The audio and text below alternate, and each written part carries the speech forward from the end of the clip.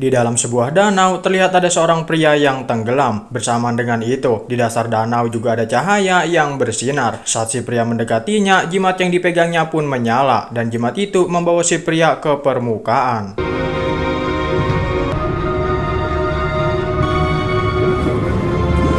Saat si pria itu sudah di daratan, terlihat ada seekor monyet yang ingin merebut jimat itu. Si monyet menggigit si pria sampai berdarah, dan darah itu dihisap oleh jimat yang dipegangnya. Bersamaan dengan itu, cahaya misterius yang ada di dasar laut mengeluarkan sebuah tongkat. Tongkat itu terbang menuju ke langit, dan tongkat itu menyatu dengan jimat yang dipegang si pria. Dan kejadian itu sampai menarik perhatian para petinggi.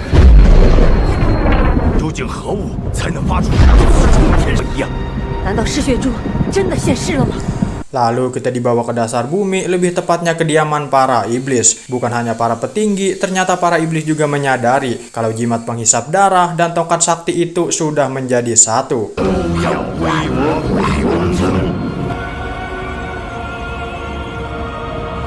Tongkat itu pun mendatangi si pria, lalu pria itu menolong si monyet. Saat pria itu akan pergi, terlihat ada seorang wanita yang ingin merebut tongkat itu. Akan tetapi ada wanita lain yang datang membelanya, dan pertarungan tidak terelakkan lagi.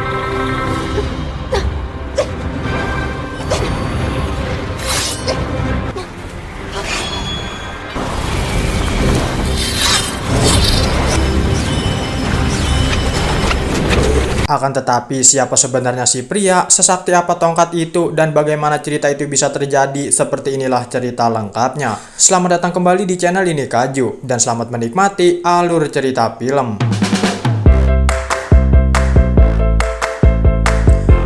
Film ini dimulai dengan seorang narator yang berkata, alam semesta itu sangat bodoh, semua makhluk dianggap boneka jerami. Perguruan King Yun adalah pemilik pedang pusaka dinasti Jade dan menjadi pemimpin dunia persilatan. Ada 7 puncak yang menjadi perguruan tinggi. Mereka mewarisi kehormatan bersama dan menurunkan pada generasi berikutnya. Dan inilah dinasti Jade. Perkenalkan, dia sang tokoh utama kita bernama Jang Qiaopan. Beliau adalah koki di perguruan King Yun. Saat Qiaopan berkata kalau masakannya sudah matang, para murid lain pun berdatangan dan rebutan makanan dengan cara yang tidak biasa.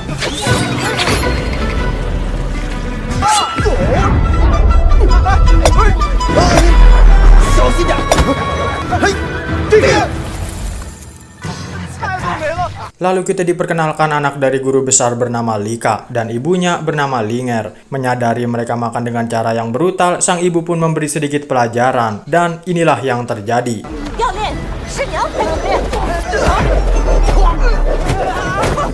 Tak lama, muncullah guru dari mereka semua bernama Guru Tang. Guru Tang langsung mengajak mereka semua untuk makan bersama.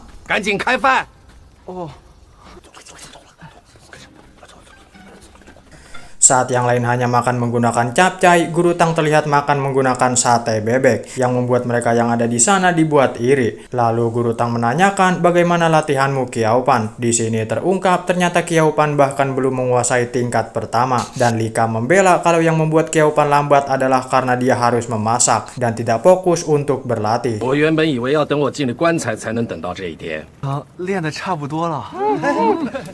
Lalu Guru Tang menguji sejauh mana latihan Qiaopan. Lika bersama para murid yang ada di sana pun berinisiatif untuk membantu.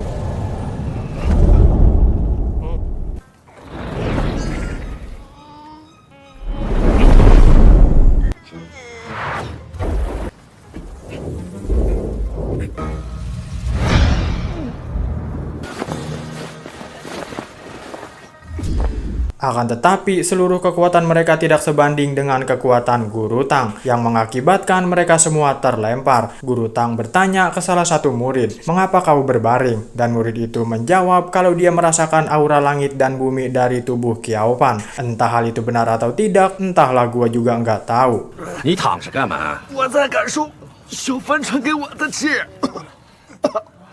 Di atas sebuah puncak gunung, terlihat Qiaopan sedang berlatih bersama Lika. Lalu kita melihat kalau Qiaopan menggunakan sebuah jimat, dan jimat itu mengganggu jalannya latihan sampai Qiaopan terjatuh. Lika merasa heran karena di dalam tubuh Qiaopan terdapat 2 aura yang saling bertabrakan.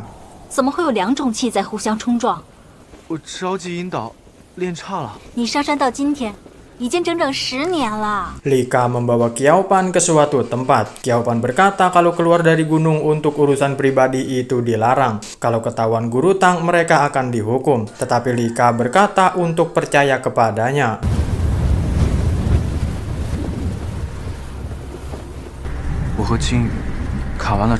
Ternyata Lika membawa Qiaopan ke kampung halamannya waktu dia kecil. Lalu kita dibawa flashback saat itu Qiaopan baru pulang mencari kayu bakar dan melihat ayahnya bertarung dengan murid kultus iblis, yang ternyata iblis itu menginginkan jimat penghisap darah. Iblis itu pun mengeluarkan teknik bernama pedang mistis petir, sedangkan ayahnya Qiaopan mengeluarkan teknik yang bernama Kung Fu Tianyin, dan bentrokan tidak terelakkan lagi.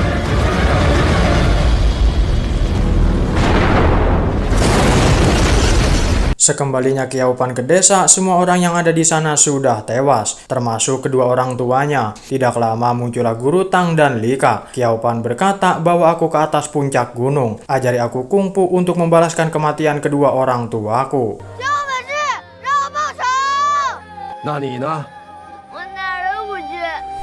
Itulah mengapa Qiaopan menjadi tukang masak, karena dia berasal dari kasta bawah. Lalu Lika berkata sudah 10 tahun sejak kejadian itu, orang-orang langit belum menemukan siapa yang membantai desa Qiaopan.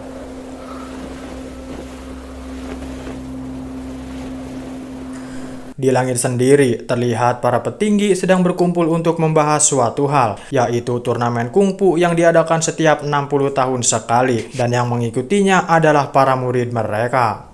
当年你把资质最好的挑走了，北岳师辈，你指望他们看好自？很勤奋，经常夜闯，还请各位看好自己封的。 Malam harinya, lebih tepatnya di pohon alang-alang, para murid dari 6 perguruan saling bertemu. Mereka beralasan ingin latihan kungfu, yang padahal mereka ingin mengintip salah satu perguruan kungfu yang anggotanya adalah wanita.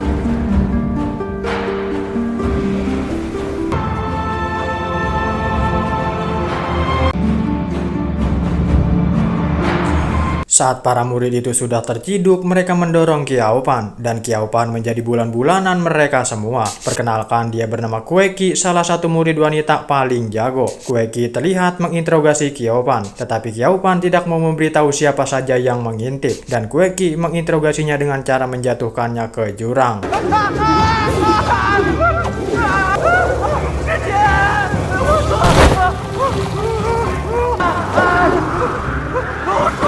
Qiaopan yang keras kepala membuat Kueki menginterogasinya dengan cara yang lunak, yaitu dengan memberikan semut di sekujur tubuh Qiaopan.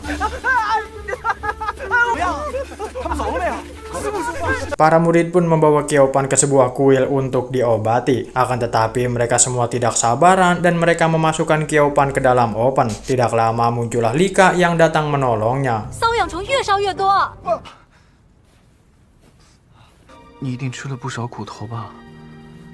Singkat cerita, Qiaopan terlihat berada di sebuah danau. Dia terlihat memanggil temannya bernama Lingjun, yang ternyata adalah makhluk mitologi.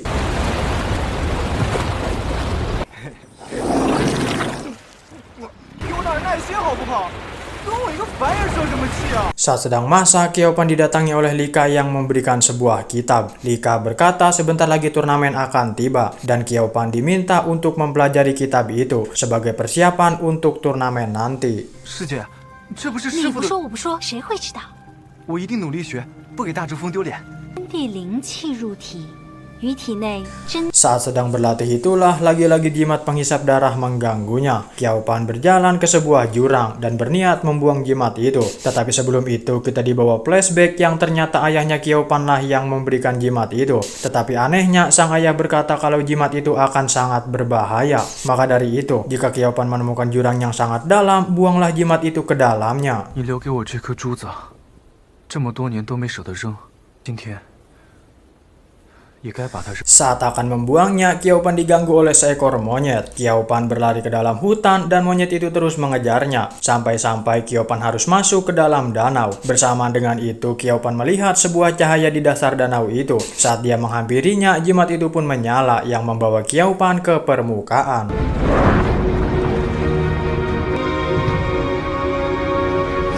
Saat sudah di daratan, monyet itu pun menggigit tangan Qiao Pan sampai berdarah, dan darah itu dihisap oleh jimat tersebut. Bersamaan dengan itu, cahaya di dasar laut mengeluarkan sebuah tongkat, dan tongkat itu menyatu dengan jimat penghisap darah.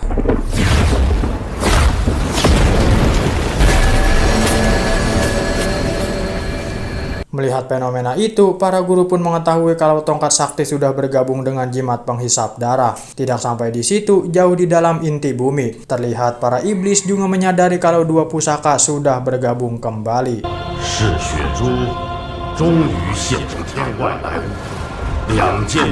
Tongkat itu pun kembali kepada pemiliknya, yang tiada lain adalah Qiao Pan, karena darah Qiao Pan lah yang telah dihisap oleh jimat penghisap darah. Tidak lupa Qiao Pan juga menolong monyet yang sempat mengganggunya. Saat hendak pergi, ada wanita misterius yang ingin mengambil tongkat itu. Lalu muncullah Kueki yang menolong Qiao Pan, disusul dengan Lika yang juga berniat menolongnya, dan inilah yang terjadi.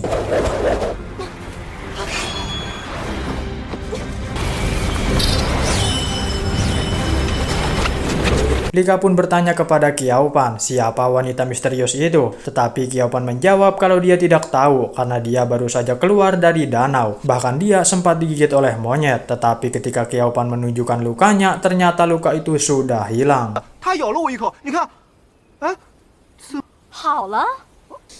Malam harinya, lebih tepatnya saat sedang tidur, wanita misterius itu nekat mendatangi Qiao Pan hanya untuk mengambil tongkat itu. Akan tetapi wanita misterius itu selalu gagal.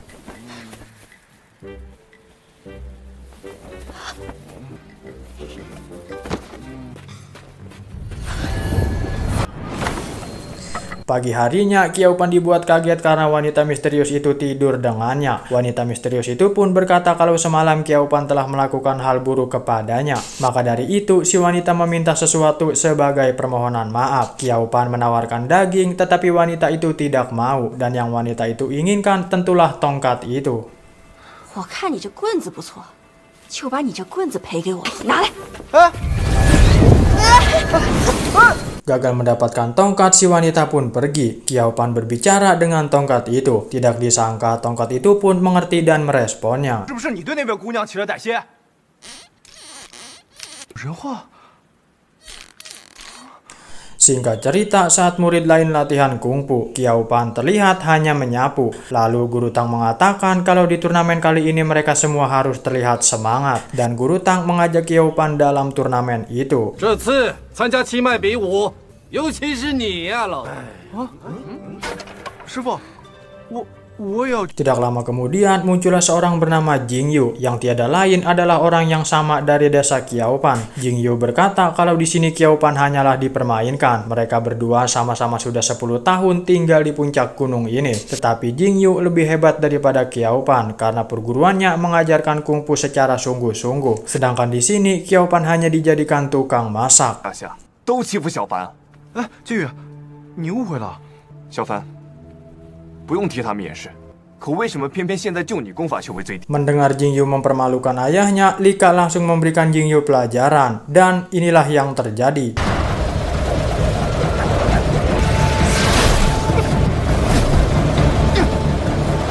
Saat itulah datang seorang pria yang melerai pertarungan itu. Perkenalkan, dia bernama Qihao. Dia berasal dari perguruan yang sama dengan Jingyu. Qihao pun meminta maaf kalau Jingyu ceroboh. Di sini diketahui kalau Qihao telah menguasai kungfu sampai ke tingkat 8 dan kedatangannya kemari hanya untuk mengumumkan kalau turnamen akan dilaksanakan lebih cepat. 掌门有令，此番七脉会武提前，到此。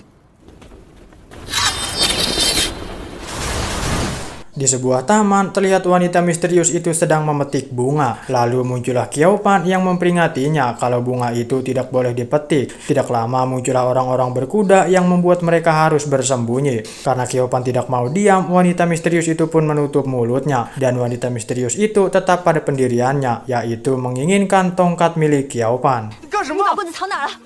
棍子？哎，你一个大男人家，出门不带棍儿。我不是。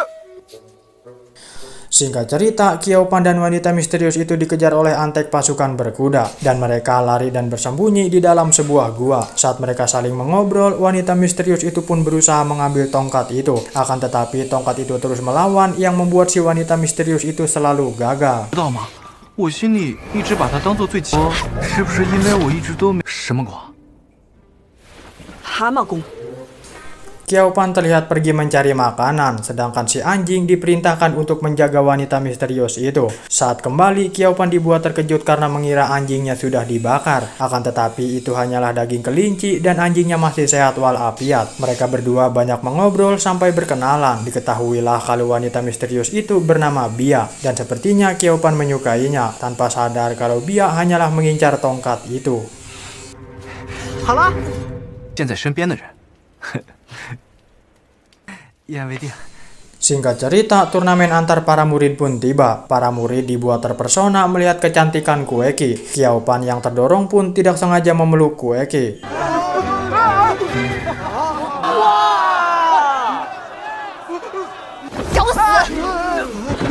Salah satu guru pun menjelaskan siapapun yang mendapatkan pil nomor 1 dia akan langsung lolos ke babak kedua dan turnamen resmi dimulai.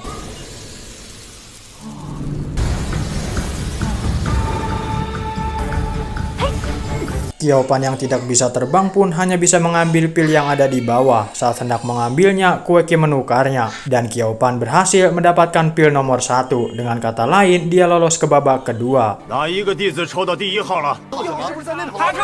以后有的吹了。 Lalu Qiao Pan mendatangi Kueki dan menanyakan mengapa kau memberikan pil nomor 1 kepadaku. Kueki pun menjawab kalau langsung lolos ke babak kedua itu terlalu mudah baginya. 轮空取胜，对我来说是耻辱。 Saat Kueki akan bertarung, para murid lain pun bersemangat ingin menontonnya. Tetapi karena Kueki terlalu kuat, pertandingannya pun hanya berlangsung sekejap. Dan pertarungan pun terus berlanjut diikuti oleh peserta-peserta lainnya. 朝阳峰弟子白亮，大竹峰杜必书，朝阳峰雷军。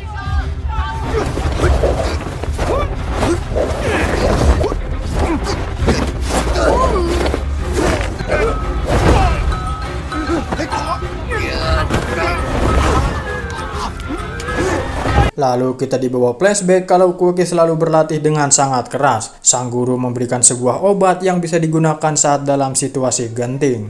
此药可在危机时救你性命，必须随身带着。 Tibalah saatnya Qiao Pan bertarung. Karena pertarungannya dianggap membosankan, orang-orang yang ada di sana pun mengabaikan pertarungan itu tanpa tahu kalau Qiao Pan sudah memiliki tongkat sakti. Entah apa yang terjadi, Qiao Pan tiba-tiba sudah memenangkan pertandingan itu dengan satu penonton yang sama-sama dibuat terkejut. 兄弟， Singkat cerita, lebih tepatnya saat sedang makan, Guru Tang terlihat marah karena dari semua muridnya yang lolos hanya satu, yaitu Lika anaknya, tanpa tahu kalau Qiao Pan juga lolos. Mendengar hal itu, mereka semua pun gembira karena masih memiliki harapan untuk terus maju. 朝阳峰的人跟我说他最近闹肚子，我还以为是假的。 Singkat cerita, lebih tepatnya turnamen hari kedua, Qiao Pan terlihat melawan teman masa kecilnya yang tiada lain adalah Jingyu. Bersama dengan itu, Kueki juga bertarung melawan Lika.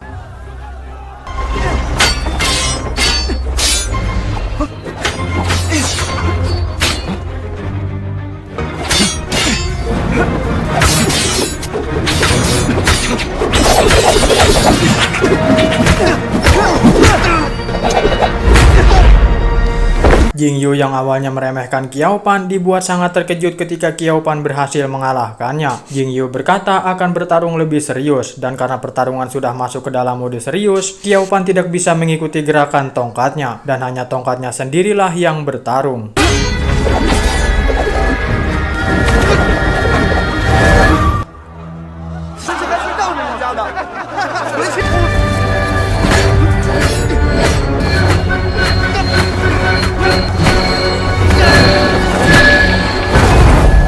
Jingyu yang merasa malu pun memilih keluar arena karena kecewa kalau Qiao Pan telah menyembunyikan kekuatannya. Qiao Pan yang merasa bersalah pun nekat membuang tongkatnya. 再也不要跟着我。 Beralih ke pertarungan Kueki dan Lika, para murid dari perguruannya pun mengira kalau Qiao Pan kalah karena datang dengan muka yang lemas. Tetapi ketika Qiao Pan berkata kalau dia menang, mereka semua pun langsung bergembira. 我有你的！大叔风，只剩下小师弟你一个人了，伺候你是应该的。 Singkat cerita, lebih tepatnya saat sedang di rumah, Guru Tang tidak percaya dengan kekuatan Qiao Pan. Guru Tang mengira kalau Qiao Pan telah belajar kungfu dengan guru lain, dan Guru Tang nekat menghukum Qiao Pan. 这我庆云门中大忌，轻则面壁。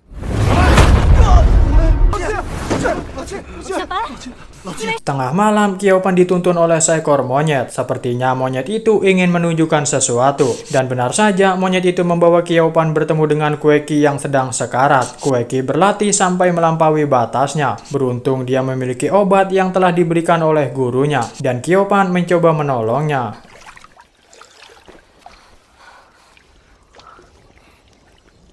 Singkat cerita, turnamen hari terakhir pun tiba. Qiao Pan melawan wanita yang semalam ia selamatkan, yang tiada lain adalah Kue Qi. Karena ini pertarungan terakhir, semua orang pun menyaksikan pertarungan ini. Qiao Pan yang sudah membuang tongkat saktinya harus dihajar habis-habisan oleh Kue Qi.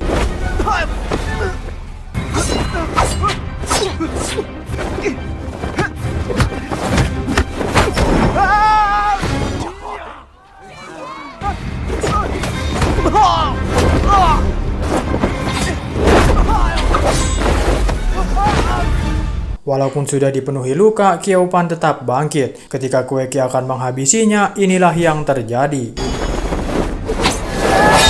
Dan ya, muncullah tongkat sakti jagoan kita semua. Tongkat itu juga menyembuhkan semua luka Qiao Pan. Para guru yang ada di sana merasa ada yang tidak beres, dan pertarungan masih terus berlanjut.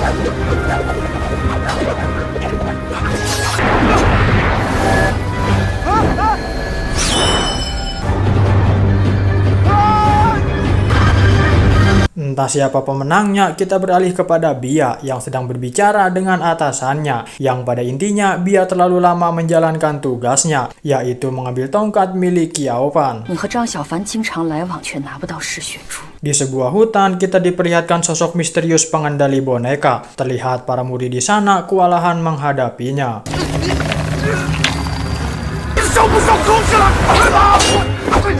Lalu ada lagi sosok misterius yang menggunakan roda di tangannya. Terlihat dia sama kuatnya dengan si pengendali boneka. Tidak sampai di situ, muncul lagi sosok misterius ketiga yang memiliki kekuatan yang sangat aneh.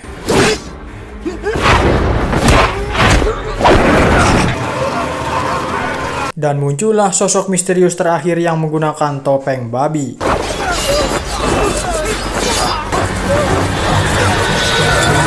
Entah siapa keempat sosok misterius ini, tetapi kekuatannya sungguh sangat mengerikan.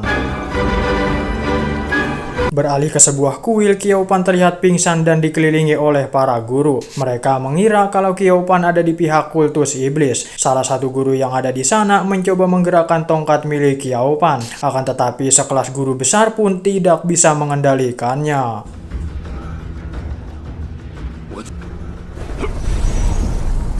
Dari situlah mereka menyimpulkan Qiao Pan memiliki hubungan dengan kultus iblis, dan mereka memutuskan untuk membunuhnya. Lalu datanglah Lika dan para murid lainnya yang membela. Bersamaan dengan itu, Qi Hao datang dan memberikan kabar kalau jejak kultus iblis telah ditemukan. 张小凡，再由各封弟子 Untuk Qiao Pan, dia terlihat dijaga dengan sangat ketat. Begitupun dengan tongkatnya yang sama-sama dijaga dengan sangat ketat. Lalu muncullah Bia yang ingin membawa Qiao Pan. Dengan kekuatan iblisnya, Bia membuat pingsan para penjaga. Saat akan membawa Qiao Pan pergi, tongkatnya pun menyelamatkannya. Akan tetapi Bia berkata kalau dia akan menyelamatkan Qiao Pan, dan si tongkat terpaksa ikut bersamanya. 别打我，这次我是为了救他，一起走。 Ternyata Bia bukan menyelamatkan Qiao Pan, akan tetapi menyerahkan Qiao Pan kepada atasannya. Di sini juga terungkap kalau 4 sosok misterius itu adalah bagian dari kultus iblis. Lalu ketua iblis itu mengambil tongkat milik Qiao Pan. Tetapi ketika Qiao Pan mengatakan kembalikan tongkatku, tongkat itu pun langsung nurut. 把棍子还给我！ Qiao Pan berkata kalau hidup dan matiku terserah padamu, dan tongkat itu mengajak Qiao Pan untuk bertarung dengan ketua iblis.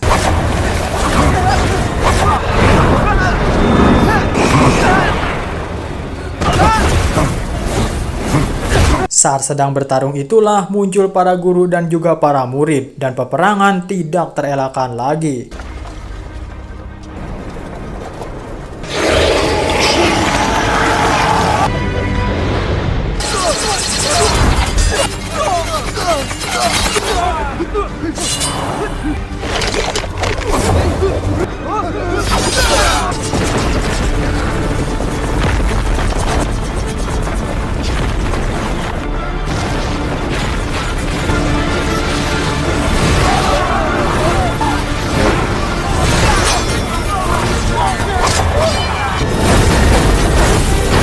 Qiao Pan sendiri berusaha melerai pertarungan Lika, Kueki, dan Bia. Karena yang Qiao Pan tahu, Bia adalah wanita baik-baik. Akan tetapi Bia malah tertusuk karena ulah Qiao Pan itu sendiri.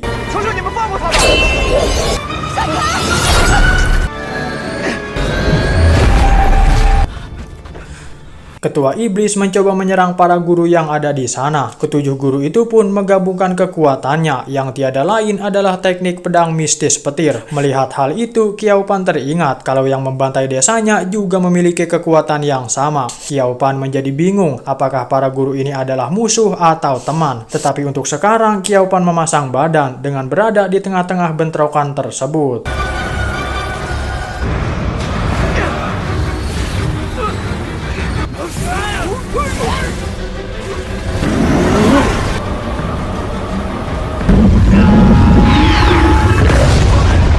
Lalu si iblis pun berkata kalau Qiao Pan telah mempelajari Kung Fu Tianyin, yang tiada lain adalah teknik yang dikuasai oleh ayahnya. Qiao Pan juga telah menyempurnakan tongkat kultus iblis dengan darahnya, dan teknik telapak tangan si iblis telah membuat Qiao Pan menggabungkan 3 jenis teknik Kung Fu sekaligus ke dalam tubuhnya. Dan iblis itu berkata cepat atau lambat Qiao Pan akan menghancurkan para penduduk langit, dan si iblis beserta para antek-anteknya pun pergi ke dimensinya.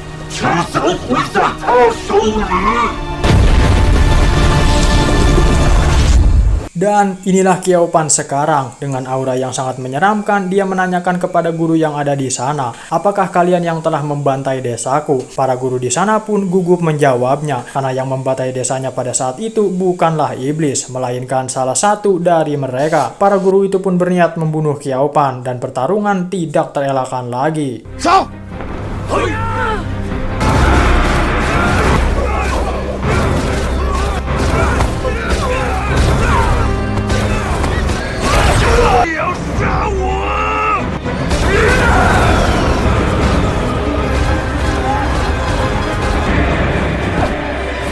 Saat Qiao Pan akan membunuh Guru Tang, Lika pun datang memasang badan. Qiao Pan yang sudah dikuasai oleh iblis, Lika mencoba menyadarkannya. Qiao Pan yang sudah sadar pun berniat untuk pergi, tetapi Kueki yang disuruh oleh gurunya nekat membunuh Qiao Pan. Beruntung teman seperguruannya menyelamatkannya dan memohon untuk biarkan Qiao Pan pergi, tetapi Kueki masih mencobanya sekali lagi. Beruntung kali ini Guru Tang lah yang menyelamatkan Qiao Pan.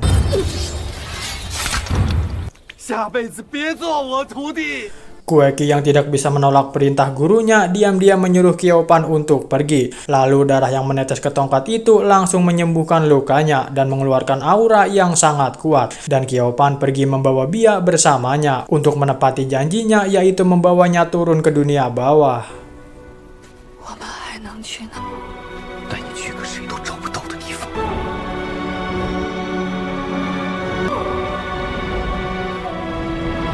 Dan cerita berakhir sampai di sini.